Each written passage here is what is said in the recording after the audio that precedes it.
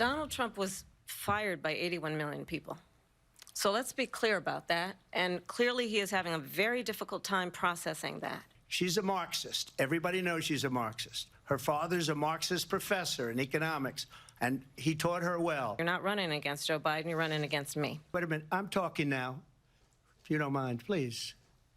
Does that sound familiar? Kamala Harris. It was a verbal slugfest in this first and perhaps only debate between Vice President Kamala Harris and former President Donald Trump tonight here in Philadelphia. The two candidates sparred over various topics, and as the political dust settles, there is various reaction as to who won this war of words, with Election Day fast approaching. It is Tuesday night, and the big story on Action News on this special hour-long edition for us is the presidential debate that took place right behind me here at the National Constitution Center. The stakes were high, and both candidates came out swinging for 90 minutes. Let's take a live look outside of the National Constitution Center, where the debate wrapped up less than half an hour ago. Our crews are standing by with more on this debate and its impact on the city. Caroline Goggin is live inside of the National Constitution Center where the debate played out. Reporter Andy McCormick is in the spin room at the Convention Center with reaction from both parties. And Chad Padelli has an update on the protests outside of the debate. But first, we welcome in Action News anchor Brian Taff for more on how the debate got off to such a quick start this evening. Brian, they came out, they shook hands, then they took the gloves off. They came out swinging for sure, Rick. The expectations heading into this debate were sky high, through the roof. The first time Kamala Harris and Donald Trump would meet in any context, let alone one with the White House on the line. Take a look. Not a single moment was wasted.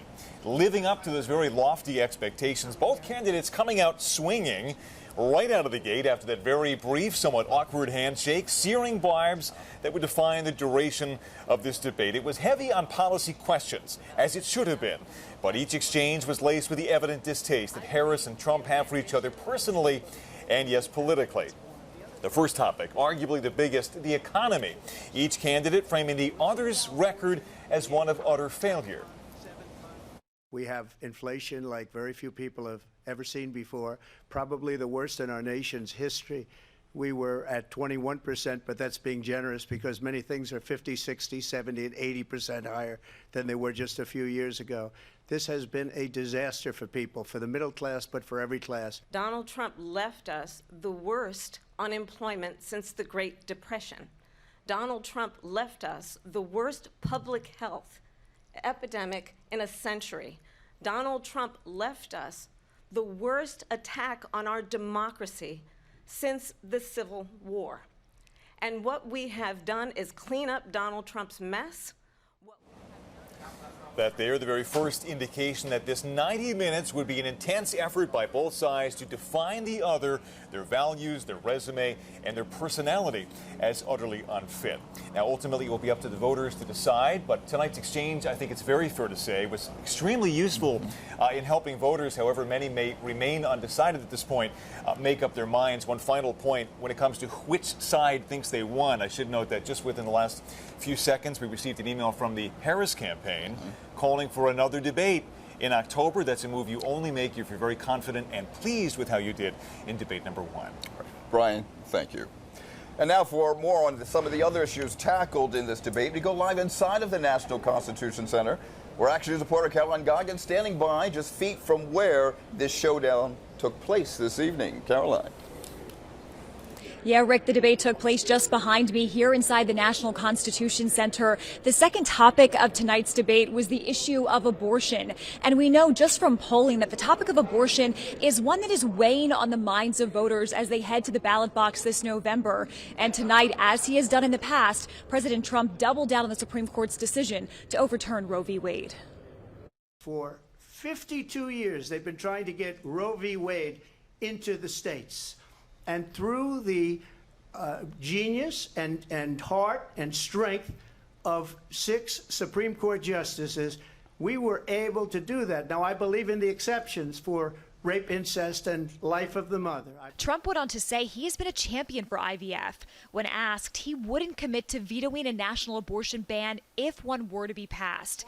Meantime, Vice President Kamala Harris said if Congress votes to reinstate Roe v. Wade, she would support it. She also said she believes the states deciding women's reproductive rights has led to extreme measures. And now in over 20 states, there are Trump abortion bans, which make it criminal for a doctor or nurse to provide health care. In one state, it provides prison for life. I think the American people believe that certain freedoms, in particular the freedom to make decisions about one's own body, should not be made by the government. Now, there were a lot of topics discussed in this 90-minute debate tonight, and one issue in particular that came up over and over again was the issue of immigration and border control. We're going to have more on that coming up in our next half hour of Action News. That's the latest live inside the National Constitution Center. I'm Caroline Goggin, Channel 6 Action News. Rick? Caroline, thank you. Well, the debate drew large crowds of people exercising their First Amendment rights just outside of the National Constitution Center. Protesters gathered to have their voices heard on a number of issues. Action News reporter Chad Pradelli live along Independence Mall with that story this evening. Chad. Rick, you can see a heavy police presence behind me, but many officers heading home for the evening. It was largely an uneventful night of protests, besides a few hiccups. 4th and Market, police arrested roughly a half dozen protesters after they allegedly refused to leave the roadway during a sit-in. Police say some protesters also spray painted an ambulance and possibly other property in the area. The incidents leave a black mark on what's been mostly a peaceful night of protest. Earlier, protesters with the Philly-Palestine Coalition marched from City Hall down Market to Independence Mall, blasting both presidential candidates for their handling of the Israeli-Palestinian conflict. This is one community. With our community, we have a voice. We want people in power to know what we have to say, how we feel. Criminals lining up to support her. Earlier this evening, members of the Party of Socialism and Liberation took to the bullhorn to criticize the debate, excluding third-party candidates. Our plan is to protest the debate because it's a spectacle, it's a show, it's a performance that happens every 4 years without solving any of the issues of the people. A heavy police presence allowed protesters to do their thing. By all accounts, it was peaceful. On the lawn at Independence Mall, there was an eclectic mix of protesters raising issues. We all know how much There were Trump impersonators, people with pets, music, and just a party for some, all under the watchful eye of the men and women in blue. It's too much shouting, too much fighting. We should all find common ground. Hopefully we can get the country back together and move ahead, because that's important. And as one police captain put it to me, tonight went well, but we expected it to. Live in Center City, Chad Pradelli, Channel 6 Action News. Rick? All right, Chad, thank you. Well, the debate is over, but the messaging is not. Pundits on both sides are reacting to what unfolded on the debate stage tonight. Action News reporter Annie McCormick live at the Spin Room inside of the Pennsylvania Convention Center with reaction. Annie. Yeah, and Rick, this is the most excitement that we have seen inside the Pennsylvania Convention Center so far tonight. I want to give you an idea of what we're seeing. You're seeing groups of media, gaggles, following the different surrogates around as they come in here. It's happening quickly. U.S. Senator J.D. Vance, of course, Donald Trump's running mate, was on the stage with ABC Network News. He's one of the first ones in here. We're seeing Gavin Newsom, the governor of California, in here. We are waiting and standing by for Pennsylvania's governor, Governor Josh Shapiro, to come speak to us. We're seeing a number of different Republican surrogates, Democrat surrogates, all coming out here. And like we said, the Spin Room is not only a tradition that happens after the debate. The reason for it is to clarify, is to defend the messaging that came out from the debate. We're talking to them about the issues and how they think those candidates fared.